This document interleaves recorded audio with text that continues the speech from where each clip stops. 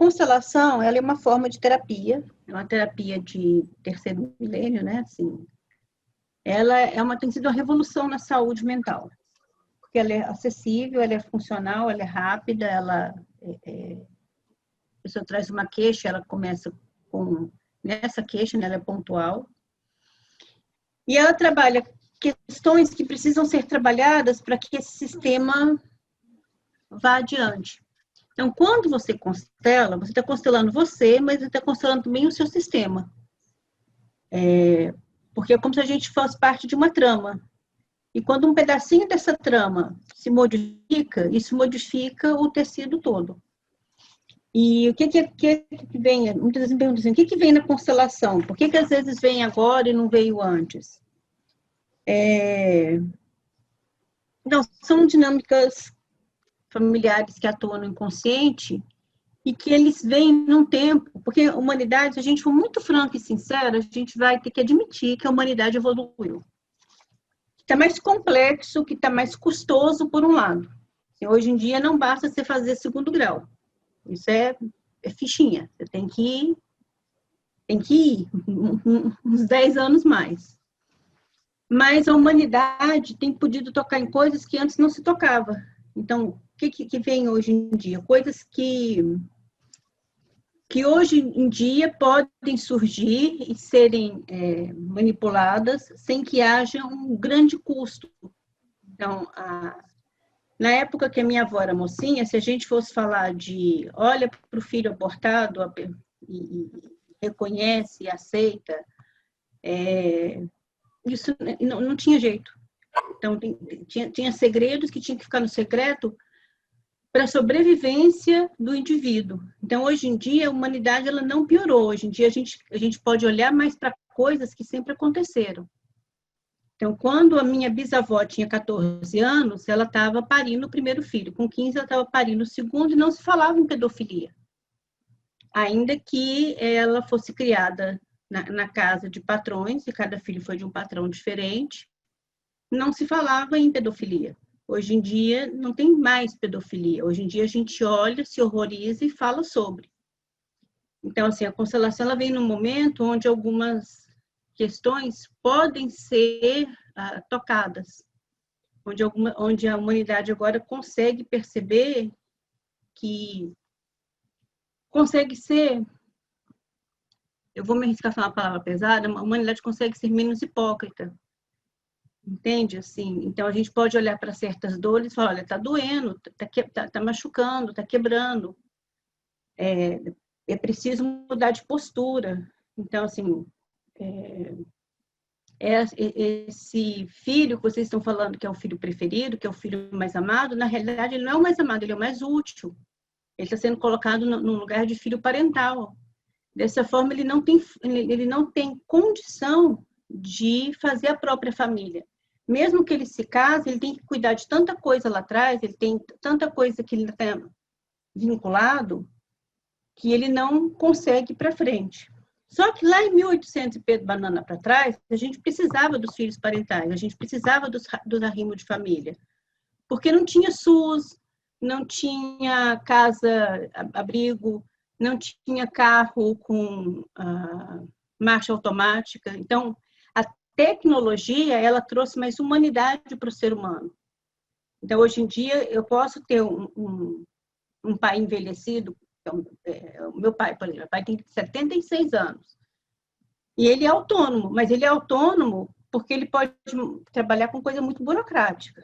Se ele tivesse que trabalhar no roçado, se ele tivesse que andar uma légua para comprar queijo, para ir na farmácia, ele não era autônomo. Então, a tecnologia ela traz uma maior qualidade de vida para o ser humano.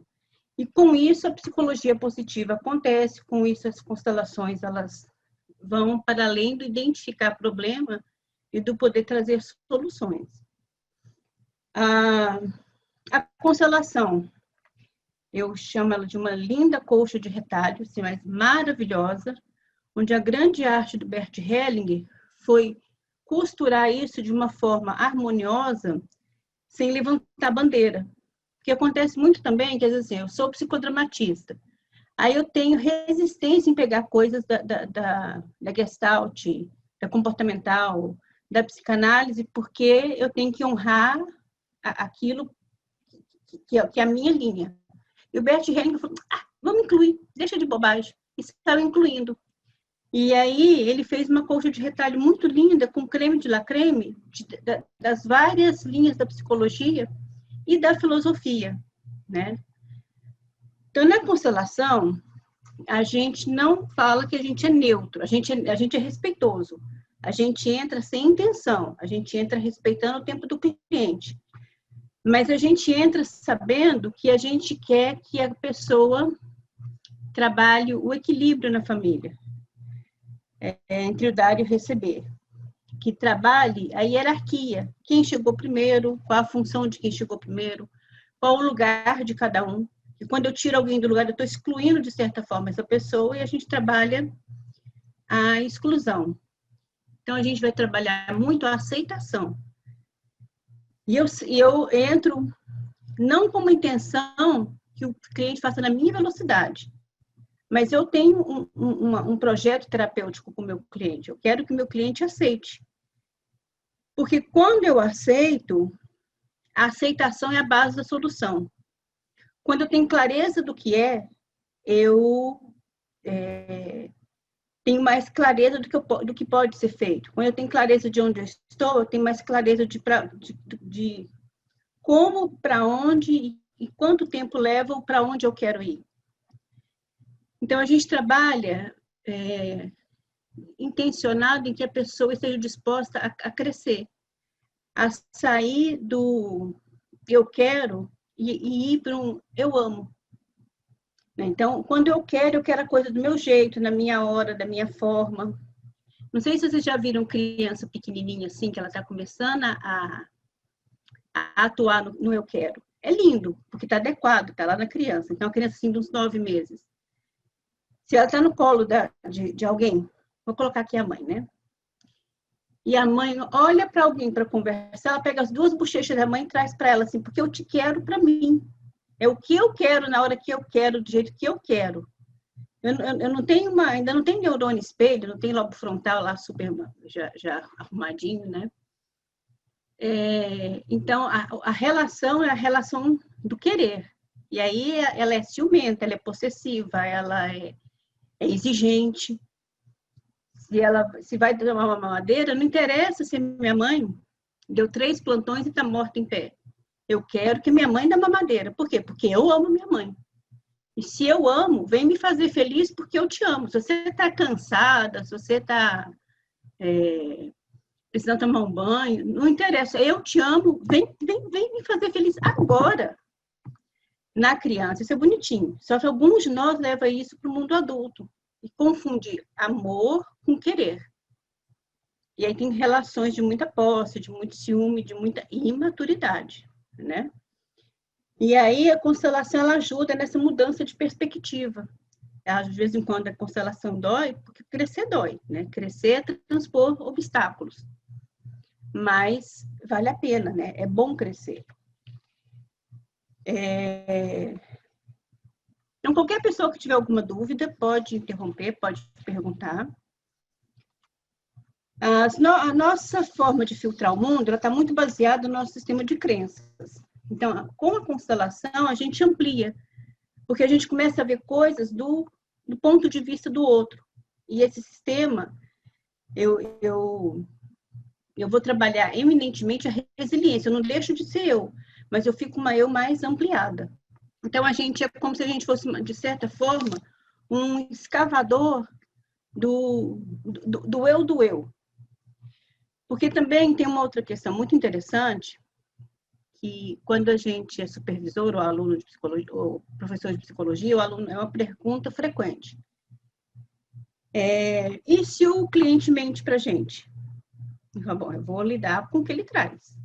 E a constelação ajuda a gente a desvelar verdades. Às vezes o cliente fala assim, minha relação com a minha mãe é ótima. E aí, quando a gente coloca no campo, a mãe está pequenininha e o cliente está cuidando dela como se fosse a mãe dela. Isso não é uma relação ótima. Isso é uma relação muito ruim para a evolução dos dois. E o cliente mente para a gente porque quer, porque fala, hoje eu vou gastar a grana de uma sessão, vou pegar meu carro, vou gastar metade de uma tarde só para ir lá mentir para o meu terapeuta? Não. O cliente mente porque a gente mente para a gente primeiro. A primeira pessoa que a gente está contando aquela história, justificando aquela história, é para nós.